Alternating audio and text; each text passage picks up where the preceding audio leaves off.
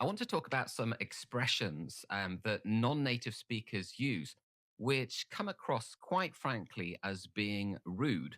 Now, it's not a criticism because I myself have lived and worked in Hong Kong for over 20 years. And I understand that sometimes expressions that are used in one language don't really translate very well across into English. And I want to just go through some of these expressions which I came across in Hong Kong and in China predominantly, which for me just made me stop when people used to say them to me like in a business context. So I've got a list here of some expressions that I was thinking about this morning that I just want to go through with you and highlight what the feeling is from a native speaker's point of view and suggest some alternatives that can be used so that these expressions don't land in such a harsh and sometimes aggressive, passive aggressive way. So, the first word, in fact, not an expression, a word that I came across an awful lot in Hong Kong and in China was the word impossible. And more often than not, it was said in quite an expressive, bordering on aggressive way. So maybe I would say something, for example, to a Chinese manufacturer, a factory, can you deliver by certain date or is this possible? And the response would be impossible, impossible, like that, in a very sort of aggressive way. And for me, I think in British culture, we very rarely would say things so directly. So the idea that there is a hard no is quite difficult for us to accept. And we always like to feel that the door of opportunity and possibility, more importantly, is always open. So if someone says impossible to you, what they are effectively doing is closing the conversation down dead. And from my perspective as a native speaker, I'm thinking to myself that that person doesn't have my best interests at heart. They can't be bothered to even try.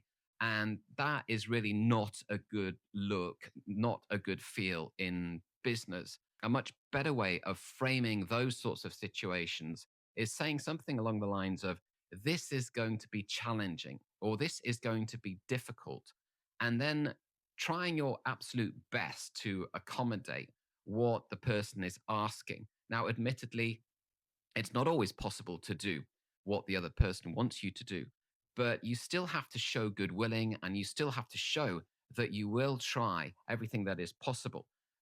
Let's move on to the next word. Let's have a look here. As I've said before. So, as I've said before, can come across as being you weren't paying attention, were you, the first time I said it to you? And I'm a little bit frustrated by that. Um, I think it's best not to use that expression. It's probably better to say something along the lines of, before we go into this in any more detail, I would just like to clarify a few points. You don't need to mention the fact that you've done that previously because you're just annoying the other person, frustrating them, and that's not good. Next expression is, sorry, my English is not good. So I've heard this expression many times before, and it's usually coming from people, in fact, which are highly intelligent people.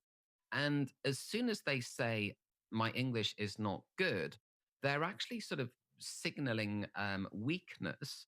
And I think it's absolutely critical in these situations to move the focus away from your mistakes just to the communication itself. So rather than say, my English is not good, it's probably a lot better to say something along the lines of, if there's anything that you're not sure about when I'm talking or explaining something, please just ask me to clarify and I'll be more than happy to go through it again. The next one, per my last email. So I've heard this many times before. I mean, it could be in writing, but it can also be spoken as well. And per my last email is like saying, did you even read my message? Did you even take it on board? The easiest way of dealing with this is just to say, before we go any further, I'd just like to recap.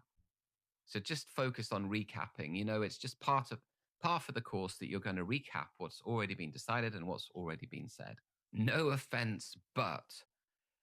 So usually when somebody says no offense, but that means that an offense is just about to come out of someone's mouth. For example, no offense, but you look tired. No offense, but have you put on weight?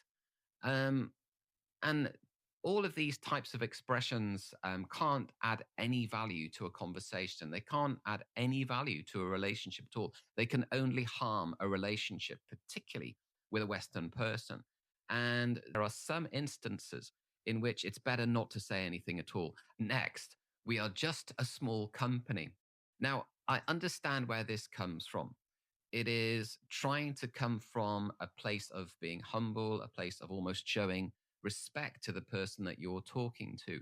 But once again, we are just a small company makes you sound weak.